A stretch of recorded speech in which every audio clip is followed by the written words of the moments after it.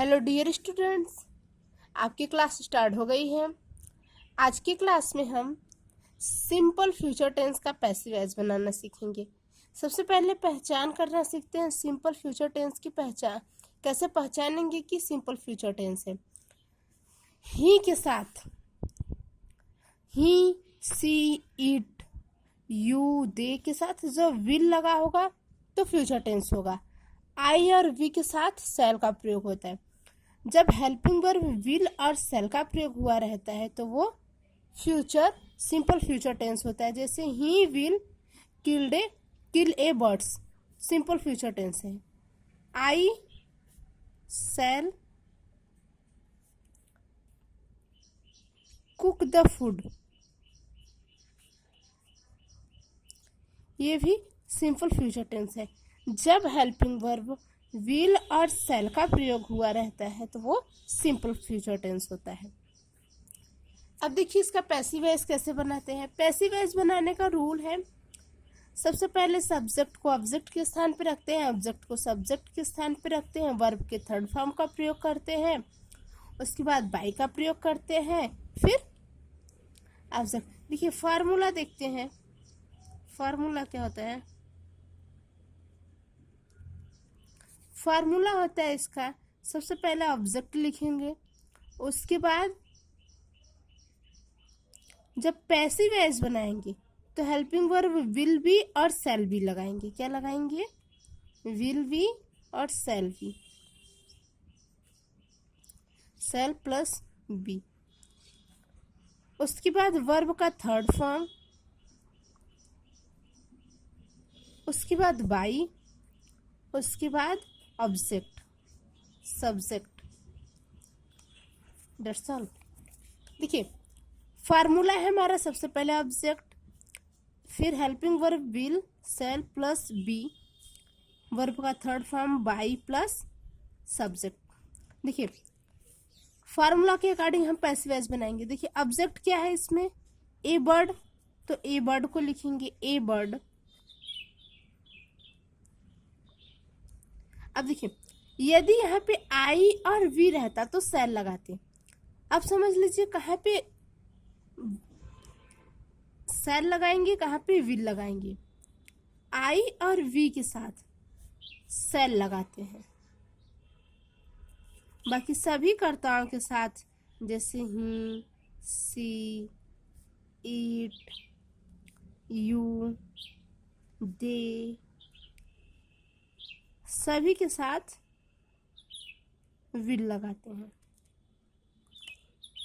Name कुछ भी हो इसके बाद आई वी के बाद तो उसके साथ विल लगाएंगे। तो ए बर्ड, तो यहाँ पे लगेगा विल प्लस फार्मूला में क्या है? बी।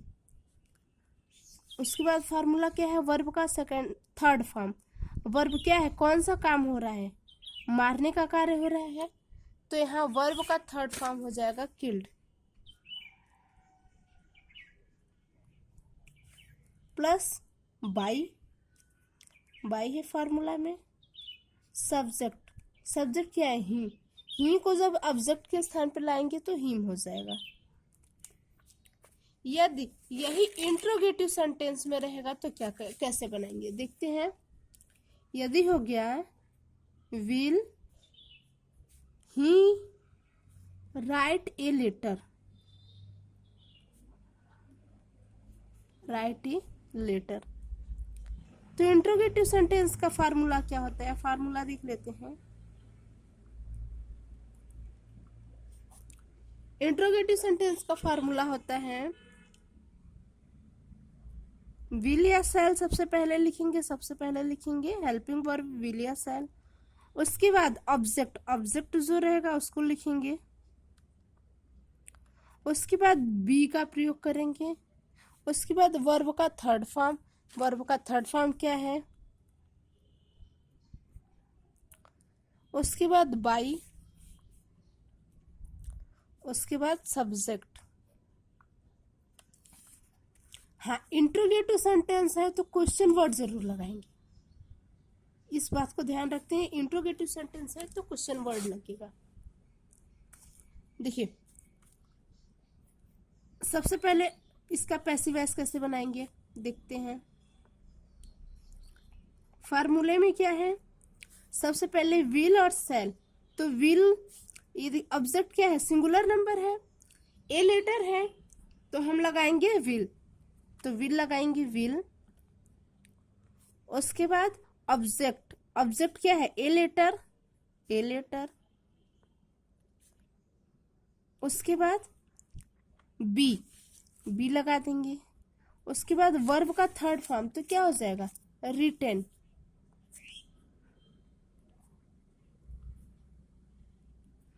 उसके बाद बाई। उसके बाद सब्जेक्ट, सब्जेक्ट क्या है, ही का हिम हो जाता है।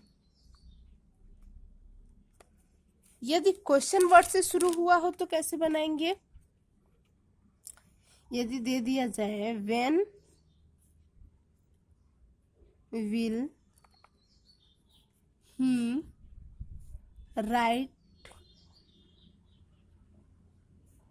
राइट द लेटर,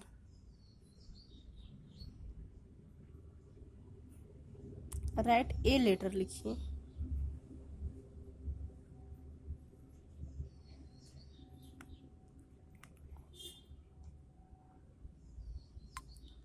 तो क्या हो जाएगा, इसका फार्मूला होता है, देखिए फार्मूला मस्ट है, फार्मूले को याद रखिए, उसी फार्मूले पे सारे पैसिव वॉइस बनेंगे, बस फार्मूला आप याद रखिए।